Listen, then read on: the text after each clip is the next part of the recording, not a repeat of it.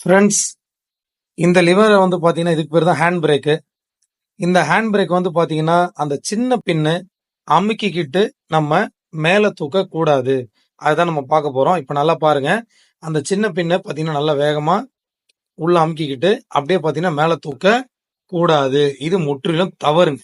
So இந்த மாதிரி பண்றது ரொம்ப ரொம்ப தப்பான ஒரு காரியம்.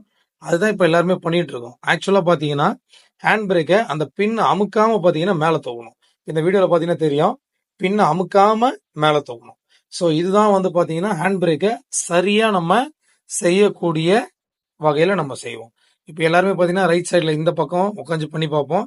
அப்போ பாருங்க பின் அமுக்கிக்கிட்டே நிறைய பேர் மேலே தூக்குவோம். அது வந்து பார்த்தீங்கன்னா முற்றிலும் தவறு. சரிங்களா?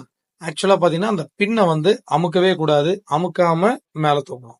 அமுக்காம மேலே தூக்குனாதான் உங்களுக்கு அந்த பிரேக்குக்கு உண்டான லிவர் வந்து பார்த்தீங்கன்னா ஃபுல்லா கீழே விரியும். ஸோ அதுக்காக தான் அதை நம்ம செய்யறோம். பார்த்தீங்கன்னா நல்லா தெரியும்.